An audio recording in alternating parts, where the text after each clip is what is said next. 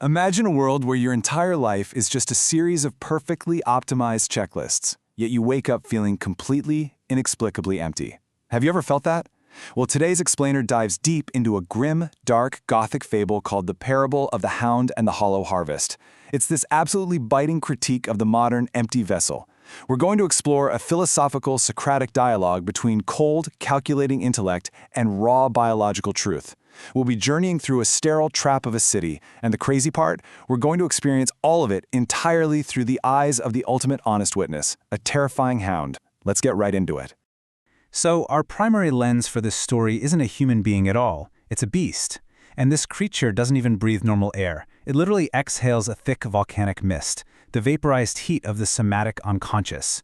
In Nietzschean terms, the hound represents the physical, undeniable truth of the body, while his companion, the sage, represents a cold intellect trying to neatly organize the world. The hound is just standing right beside him as this raw, breathing witness to biological reality. And the setting they are walking through is completely stripped of anything sacred. The old, crumbling temples of ancestral myth? Yeah, those have been totally paved over by the effortless efficiency of stone, steel, and data. But the city is no utopia, for sure. It's actually a sterile trap for the human spirit.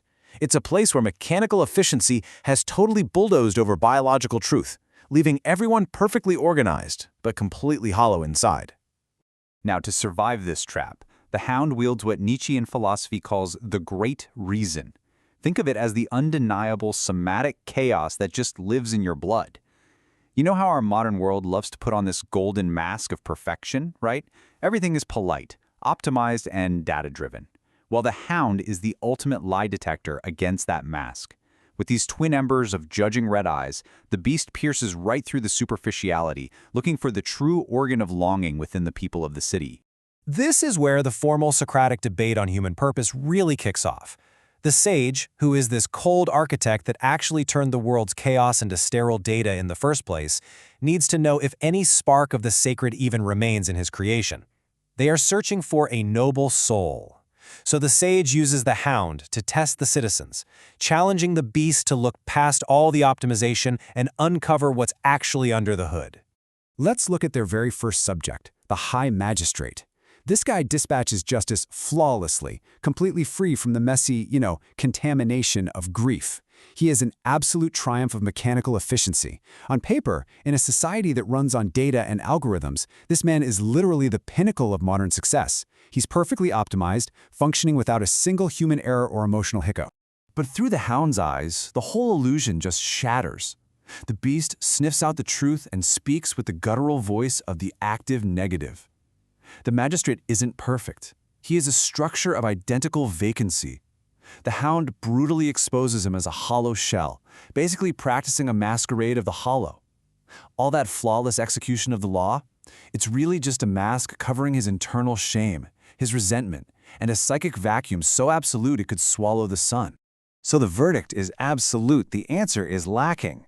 By trading in the messy, biological truth of life for pure mechanical standardization, the magistrate's individual human experience has been entirely eroded.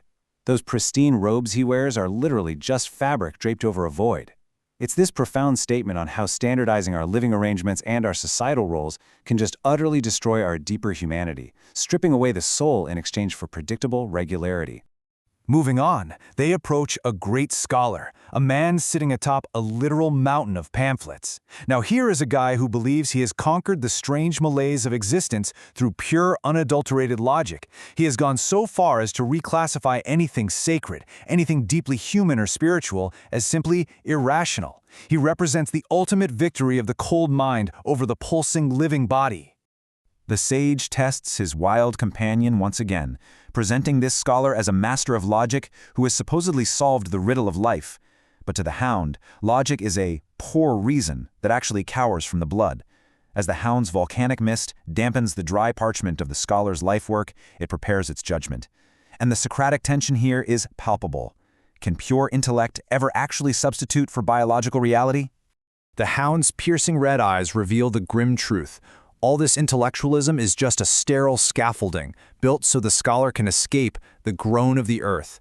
The scholar has tried to elevate himself above the messy, biological reality of life by building this massive tower of pure thought. But his strength is a total illusion. It's built entirely on the bones of a question's corpse. The beast just completely dismantles this guy's intellectual pursuit. The scholar is spiritually famished. He's entirely disconnected from the rhythmic truths of his own physical body.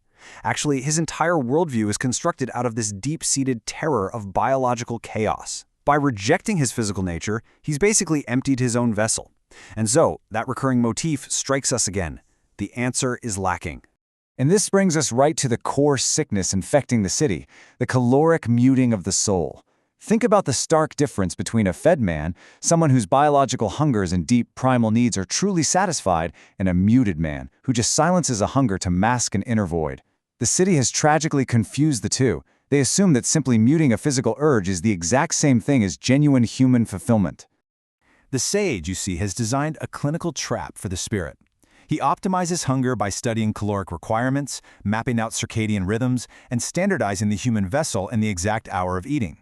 By all metric instruments, he's doing an incredible job of management. But standardizing human life in this mechanical, step-by-step way doesn't actually fulfill it.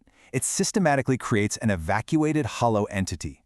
Because providing the pleasure of a full stomach to perfectly administered zeros does not create happiness. It only creates a spreadsheet, a record of caloric intake, not a living, breathing soul.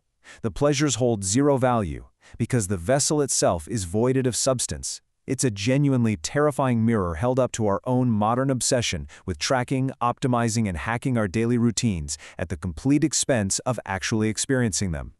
So, standing before these spiritually famished villagers, the sage really starts to struggle to find meaning in his own terrifying creation. Looking out at this sterile trap, this absolute triumph of the active void, he faces a massive internal crisis.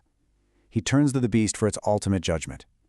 Amidst all this perfect data and all this effortless efficiency, is there a noble soul out there anywhere? This is where it gets incredibly profound. The hound turns its judging red eyes directly onto the sage himself, exposing the harsh reality of cynical sovereignty. The beast replies that in this hypermodern age, nobility has become a solitary throne. The sage stole the dragon's fire, the raw power and chaos of nature, but instead of sharing that warmth, he converted that chaos into fuel for a private weapon, just to elevate himself above the crowd. The beast delivers its final, harshest judgment. The sage is exactly as hollow as the magistrate and the scholar. Sure, he exists as a unified subject, elevated and seemingly complete. But a true noble soul? That requires bridges to others. It requires a connection to the shared biological reality of humanity. In his cold, cynical isolation, only the bridges that broke remain. The architect of meaning is quite literally drowning in his own empty perfection. And the hound leaves us with this incredibly haunting prophecy. This mechanical justice, this sterile scaffolding, this caloric muting, it is all just a vertical claim trying to desperately escape the biological truth of the earth. But gravity is the truest philosopher. Will gravity eventually pull our own mechanical standardized towers of efficiency right back down into the dirt?